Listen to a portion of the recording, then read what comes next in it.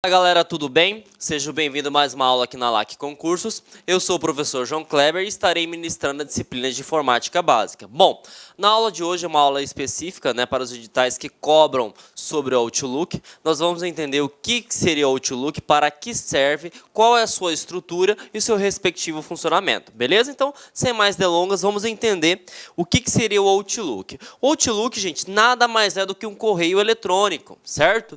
E para que serve o Outlook? O Outlook é um gerenciador. Só que antes de entender qual a sua estrutura, e qual é o seu funcionamento, a gente precisa saber algumas coisas muito importantes. Primeiro, correio eletrônico ou e-mail, é o método de enviar e receber mensagens utilizando a internet. Primeira coisa que você tem que ter ciência é o quê? Que para que funcione, um correio eletrônico, eu necessito da internet. Ok? Bom, a recepção de um e-mail, ela não é de forma instantânea, Como assim forma instantânea? Instantânea é que em tempo real pode demorar alguns minutos, Dependendo se o seu receptor, você envia, o seu receptor está sem internet, dependendo vai levar horas, dias, até quando voltar a sua internet, ok? Então, primeira coisa, não é instantâneo, não é em tempo real, tá? Não é instantâneo, tá ok? Podendo ser acessado por multidispositivos e multiplataforma. O que seria o multidispositivos?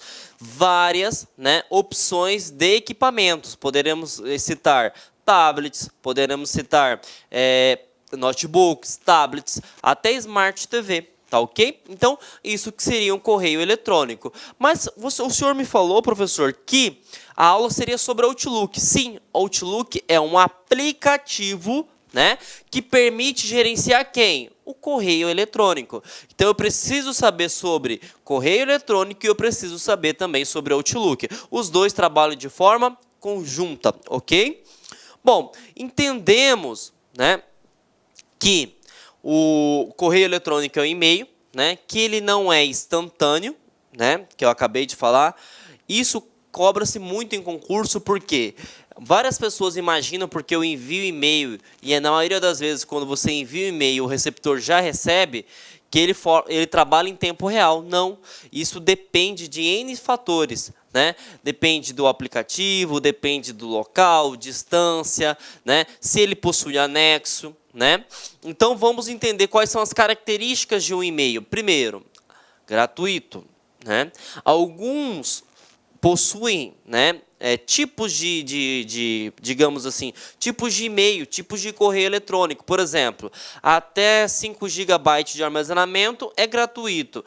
10 GB é um preço, 1 TB é um preço e assim por diante. Tá? Então, ele é gratuito, ele tem alta velocidade, porque se estiver funcionando toda a internet, tanto do emissor, tanto do receptor, ele é praticamente em demora milésimos de segundos, e o usuário nem prevê que houve uma lentidão no processo de transferência, e ele permite também fazer transferência de arquivos. Já caiu algumas bancas e nós temos que ficar atentos com isso, porque ele quer não só informática básica, ele quer entender o conceito, se você consegue trabalhar com essa ferramenta. E o Outlook, para você que vai ser locado no órgão público, é uma ferramenta essencial. Por quê? Toda e qualquer atividade tem que ter um e-mail. Diga-se de passagem, gente, hoje, e-mail ele é um documento formal. Tá? O que seria um documento formal? Comprova se você fez ou não fez determinada atividade.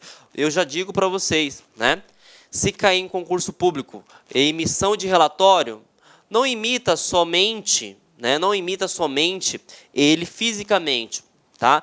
Envie o e-mail conforme solicitado, está sendo impresso, está sendo enviado, está sendo encaminhado determinado e-mail, determinado relatório, enfim. Por quê? Porque hoje o e-mail é um documento formal, tá ok?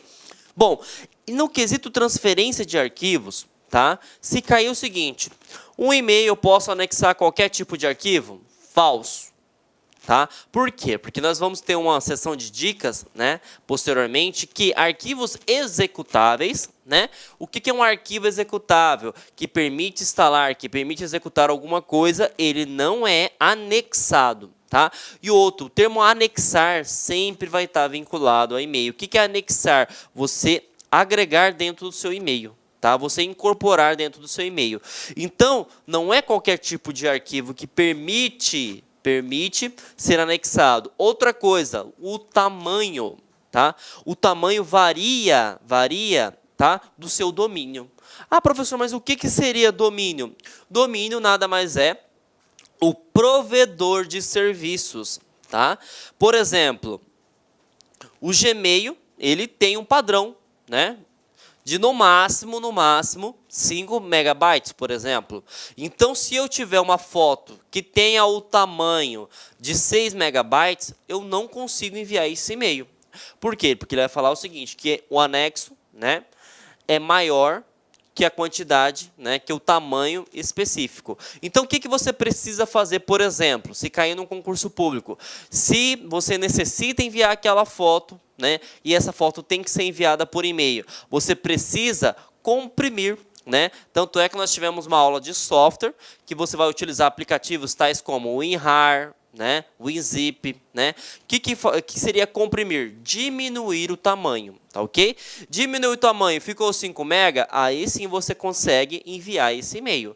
Então, não é qualquer arquivo que você consegue enviar e não é qualquer tamanho que você consegue enviar. Então, fiquem atentos com essas pegadinhas, tá ok, gente?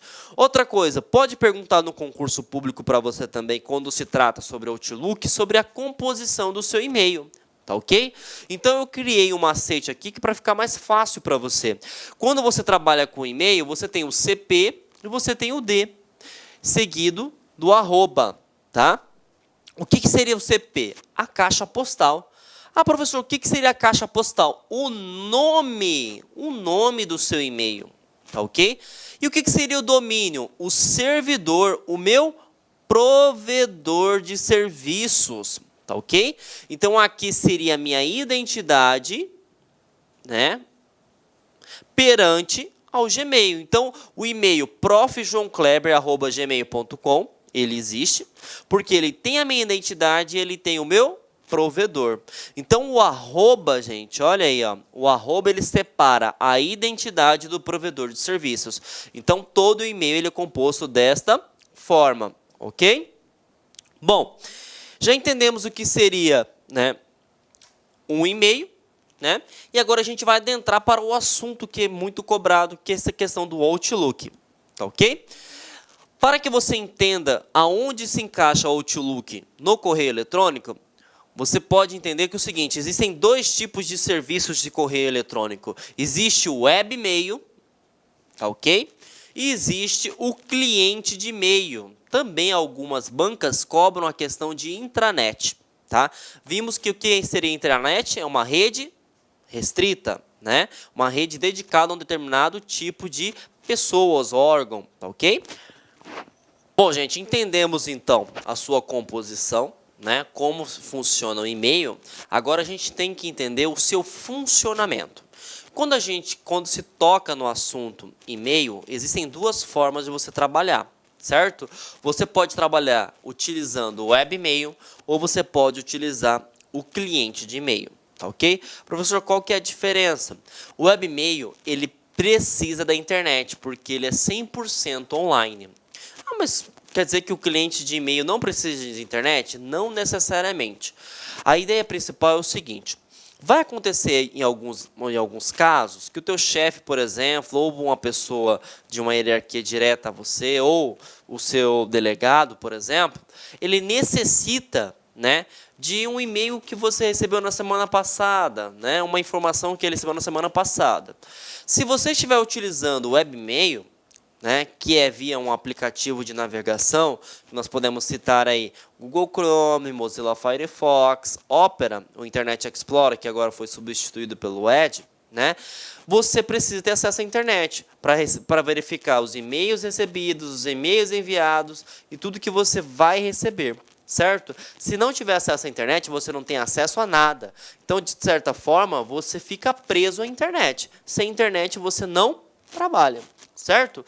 Quando você trabalha com cliente de e-mail, que é o assunto da nossa prova, o Outlook, você não necessariamente fica preso à internet. Por quê? Claro que se você vai receber alguma coisa nova, né, e não tem acesso à internet, você não vai receber mesmo. Só que os e-mails recebidos há uma semana atrás, há um mês atrás, há 15 minutos atrás, né, que a internet caiu tem 10 minutos, mas o e-mail recebido há 15 minutos atrás, você tem acesso. Então, você consegue trabalhar de certa forma, tá ok? Então, quando você trabalha com uma ferramenta, né, tal como o Outlook, você tem essas vantagens, se comparada a um cliente de webmail, por exemplo. Né? Não tem internet, você não trabalha. Já se você configurou o Outlook, né, o aplicativo, que é específico para gerenciar correios eletrônicos, você consegue trabalhar. Você apenas não conseguirá trabalhar com coisas novas. E isso faz uma diferença crucial. Tá ok? Pode acontecer também de cair na tua prova e cobrar sobre intranet. Né? Intranet nada mais é, né, do que uma rede interna, né, uma rede de acesso a determinadas pessoas. Tá ok? Para ficar mais fácil o entendimento, eu separei um slide sobre protocolos. Tá? Protocolos, para quem não se lembra, nada mais é do que uma normatização do uso da rede de computadores. Né? Para ficar mais fácil, para ficar mais tranquilo você aprender e lembrar na hora da prova. São regras, são leis. Então, existem leis para enviar e-mail e existem leis para receber o e-mail. A lei que faz você receber e-mail é um protocolo chamado SMTP. Tá? A lei que refere-se ao recebimento de e-mail é uma lei chamada POP3 ou IMAP. Tá ok? Para que funciona isso? O Outlook vai entrar neste caso aqui. Porque o Outlook você pode configurar ele de duas formas. Quando se trata sobre recebimento. Tá? Fiquem cientes sobre isso. E-mail, né, para enviar é só um tipo, SMTP. Agora, quando se trata sobre recebimento, tem o POP e o IMAP.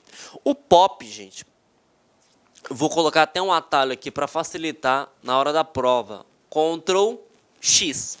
Qual que é a diferença entre Ctrl X e Ctrl C? Ctrl X move, Ctrl X transfere. Então, a ideia principal do POP é o seguinte. Quando você instala o Outlook, né, na sua máquina, está aqui. Ó. O Outlook está instalado na tua máquina aqui. Certo? Se você configura o POP, o que acontece? Ele sincroniza com o provedor de serviços. Vamos utilizar o Gmail, por exemplo. De tal forma que ele verifica o seguinte. Tem e-mail novo? Tem e-mail novo do fulano. Então, o que ele pega? Ele pega esse e-mail novo e transfere para o seu computador. Uma vez que transferiu, que é a palavra correta, sincronizou, né, fez o sincronismo com a sua máquina, ele apaga daqui. Por isso que é a ideia do Ctrl X para você lembrar na hora da prova. Então, se você configurou o seu Outlook para receber e-mail utilizando o protocolo POP3, o que vai acontecer? Toda vez que chegar um e-mail novo e a tua máquina, o teu computador, o teu celular, o teu tablet sincronizar, ele vai dar baixa no servidor, de tal forma que ele apaga aqui e transfere para cá. Tá ok? Professor, isso é bom ou é ruim? Depende, né? Tem muitas pessoas que saem do serviço, mas o serviço não sai dele. Né? Para essas pessoas é interessante, até por questão de segurança da informação. Porque hoje a informação, né, é o maior ativo de uma empresa e de um órgão público. Então, o que acontece? Quando você trabalha com POP3, certo? Só vai ter acesso aos seus e-mails se você utilizar aquela máquina do teu órgão público. Então, você não vai conseguir visualizar os e-mails anteriores se você, por exemplo, navegar via web. Eu consigo navegar via web? Consegue. Né? Por exemplo, aqui é um servidor web, aqui é um provedor de serviço de e-mail, certo? Todos os e-mails enviados, recebidos e baixados vão estar aqui nessa máquina. Se eu quiser acessar da minha casa, por exemplo, o meu e-mail, vou conseguir? Vai, só que você não vai ter acesso ao quê? Aos e-mails recebidos, aos e-mails enviados. Somente os e-mails que você recebeu agora, por exemplo. Os anteriores você não tem acesso. Essa que é a ideia do POP3. Tá? Então, ele move, ele cria a ideia de intranet. NET. Uma rede, determinado local, determinado público somente tem acesso, não é aberto a todas as pessoas. Só que isso é bom pela questão de segurança, né, pela questão de confidencialidade, só que você imagine só, e se essa máquina pifar? Se essa máquina pifar, e se você não ter realizado um backup, você perdeu todos os seus dados. Para isso, existe um novo tipo de recebimento. Recebimento esse denominado de IMAP. Tá? Aqui não se tem a ideia do Ctrl X. Aqui se tem a ideia do Ctrl C. O Ctrl X move e transfere. O Ctrl C faz uma cópia. Então, o que acontece? Aqui eu tenho o provedor do Gmail, utilizando o mesmo exemplo, né? Só que aqui eu tenho a máquina do meu serviço e aqui eu estou utilizando o notebook da minha casa, por exemplo. Uma vez que eu estou utilizando o Outlook tanto aqui quanto aqui, certo? Fez a sincronização, o que que acontece? Ele manda uma cópia para essa máquina.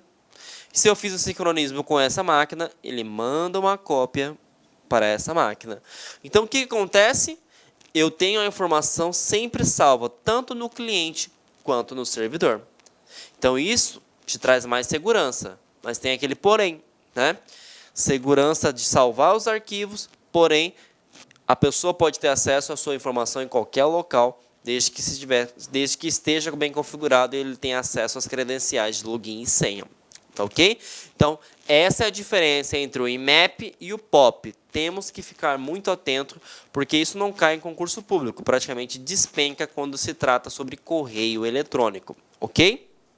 Bom, entendemos então qual é a sua composição, entendemos então qual é o seu funcionamento, e agora a gente vai entender os assuntos mais cobrados quando se trata sobre o Outlook. A estrutura do Outlook, né, apesar das versões 2010, 2013, 2016, até mesmo algumas bancas cobram 2007, é praticamente as mesmas, né? O que muda mais é a parte de design e as nomenclaturas, tá? E o que eu preciso ficar atento? Caixa de entrada. Para que serve a caixa de entrada? Aqui está o seu recebimento de e-mail, gente. Então, todo e-mail que você recebe, ele vai para a caixa de entrada. Todos os e-mails que você envia já fica até meio que, digamos assim, óbvio, né? Tudo que você envia de e-mail fica nos itens enviados, tá? Tudo que você envia fica... Opa, está assinando português. Fica nos itens enviados, perdão. Bom, rascunho. Você está trabalhando ainda com e-mail. Você não encaminhou ainda. Você está o quê? Redigindo, gente. Você está redigindo. Você está construindo o e-mail ainda. Então, o que pode cair no concurso público? Uma vez que o e-mail se encontra em rascunho, significa que o receptor já teve acesso? Falso. Tá? Uma vez que o e-mail encontra-se enviados, o receptor teve acesso ao e-mail? Verdadeiro. Verdadeiro. Ok? Então, olha a diferença, rascunho e enviados. Aqui você está redigindo, você está em andamento, tá ok? Caixa de saída, tá? Vamos voltar àquele assunto, né? Sobre web e-mail e sobre cliente de e-mail. Imagine só, você tem um e-mail muito importante para enviar para o teu chefe, né? Vamos pegar um exemplo, tem que encaminhar um e-mail para o Luiz falando de um edital tal. Certo? Só que eu estou sem acesso à internet agora, né? Só que como esse e-mail é muito importante, né? Eu preciso que, assim que voltar à internet, ele já encaminha para mim automaticamente, certo? Então, o que seria isso? Eu vou redigir o e-mail, vai entrar em rascunho, e eu vou clicar lá para enviar, certo? Mas aí você fala assim, mas professor, você não tem acesso à internet, como é que vai enviar esse e-mail? Simples. Quando você não tem acesso à internet, ele vai para a caixa de saída, certo? Para a caixa de saída. Uma vez que voltou à internet, a caixa de saída faz a sincronização, encaminha para o receptor. Voltou à internet, então significa dizer que ele sai da caixa de saída e vai para itens enviados. Tá ok? Então ele vai para itens enviados. Então a caixa de saída, nós podemos dizer que seria um local temporário. certo? Você está com um probleminha de envio, né? E não tem, por exemplo, você quer ter a certeza que assim que resolver esse probleminha, você quer encaminhar aquele determinado e-mail. Então ele fica na caixa de saída, ok? Uma vez que você apertar o sincronismo para enviar e receber, voltou à internet, resolveu o teu problema, ele encaminha o e-mail para você. Uma coisa importante também, dependendo do provedor de serviço que você esteja trabalhando, né? Vai chegar um tal momento que a quantidade de e-mails, se você recebe muito e-mail, se você envia muito e-mail, vai ocupar, né, a sua conta de e-mail, certo? E aí o que acontece? Para novos e-mails que você encaminhar, ele não vai encaminhar e vai te dar um erro. Vai falar o seguinte, né, que você não tem espaço suficiente. Esses e-mails vão ser perdidos? Não. Esses e-mails também vão para a caixa de saída. Uma vez que você liberar mais espaço, aí você pode contratar o seu provedor de serviço ou você pode apagar os itens enviados e recebidos, né? Você vai dar mais espaço para a sua conta de e-mail, automaticamente que o Outlook entendendo, né, que você liberou espaço, ele sai da caixa de saída e vai para itens enviados, tá? O que você precisa ficar ciente, ele é temporário, ok? Só que, uma vez que está na caixa de saída, não significa que o seu receptor, ele recebeu, né, este determinado e-mail, ok? Bom, lixeira e itens excluídos, tá ok? O que seria lixeira e itens excluídos? Pô, igual eu citei anteriormente, né? Estou encaminhando e-mail, mas não está indo, né? Ele está voltando porque a minha caixa de entrada, a minha itens enviados está lotado, certo? O que eu tenho que fazer? Eu tenho que fazer liberar o espaço, né? Para que eu consiga enviar novos e-mails e para que eu consiga receber novos e-mails. Então, o que eu preciso fazer? Eu preciso excluir o e-mail. Só que quando eu excluo o e-mail, ele automaticamente vai para a lixeira. Para a lixeira. Assim como a lixeira do Windows, por exemplo, ela ocupa espaço. Não é porque você excluiu o e-mail, por exemplo, da caixa de entrada, ou você excluiu o e-mail de itens enviados, né, que ele vai sumir do seu Outlook. Você precisa entrar dentro de lixeira e entrar dentro de itens excluídos, né? E aí depende da versão que você esteja utilizando, vai ter essas duas nomenclaturas, mas a ideia principal é a mesma. Você limpa a sua lixeira, os seus itens excluídos, aí sim você está liberando espaço para o seu Outlook, para você enviar e receber e-mail. Uma vez que não foi feito isso, você não consegue, gente. Então não adianta só excluir um e-mail da caixa de entrada, excluir um e-mail de itens enviados, apagar todos os rascunhos. Eu preciso também limpar a lixeira, tá ok? Uma vez que você fez a limpeza da lixeira, ele vai liberar espaço para você receber novas informações, ok? Outra coisa muito importante, né, que cai também na parte de navegadores, né, mas assim como o Outlook cai também, que é o RSS Feeds. Lembra que eu falei para vocês, antigamente, se eu acesso, por exemplo, toda vez o site da LAC Concursos, certo? E aí eu sempre quero verificar concursos novos, né? Cursos novos, né? Editais novos, né? E isso, queira ou não, é um serviço manual, né? Por exemplo, todo santo dia eu vou lá, acesso o site da LAC Concursos. Eu não preciso, por exemplo, fazer isso no Outlook, nem no navegador, mas eu preciso fazer o quê? Um cadastro, uma configuração do RSS Feeds. O que acontece? Toda vez que surgir novas informações no site, ele encaminha um e-mail para mim e fala, ó, tem novo assunto, assina lá, concursos assim, assim, assado. Então, ele te informa. Você não tem o trabalho de entrar no site da LAC Concursos e verificar as informações se são novas, se são antigas, ou se você não teve nenhuma alteração. Então, o RSS Feeds, ele é um processo de atualização automática. Ele te informa um recado, né? Ele é um informativo, fala o seguinte, você tem um novo edital, né? Então você vai lá verificar na íntegra o que seria esse edital, né? Qual a informação mais detalhada. Então ele é um alerta para você. Então gravem o RSS Feeds como um alerta, Olá, meus amigos, minhas amigas, sou o professor Luiz Antônio de Carvalho, estou aqui para fazer um convite muito especial para você, você que nos acompanha aqui no YouTube, nós aqui da Lá Concursos, nós montamos essa playlist específica, pontual para o concurso da Secretaria de Estado de Educação do Estado de São Paulo, Governo de São Paulo, SP 2018/2019, para o cargo de oficial administrativo. Aqui você tem aí 80 vídeos, né? Claro que esses vídeos são demonstrativos, você tem aí uma pequena parte das videoaulas, né? Mas isso já ajuda muita gente. E se você quiser assistir o final dessa videoaula, se você quiser fazer o nosso curso completo, super atualizado, super competitivo, com melhor custo-benefício, eu convido vocês para acessarem o nosso site, laconcurso.com.br. Tem um link aqui embaixo para a efetuação da matrícula, tem um link aqui embaixo também para você já clicar e ir direto para o nosso atendimento no WhatsApp para maiores esclarecimentos e maiores informações. Bacana? Então espero vocês aqui na Lá Concursos. Eu peço licença aí pela minha intromissão, mas faz parte do ofício. Então tá aqui o nosso curso completaço para vocês aqui, 10 parcelas de R$ 25. Aqui são 120 dias de acesso para a galera aí, pode assistir quantas vezes quiser e na hora que desejar. Espero vocês! Clique lá.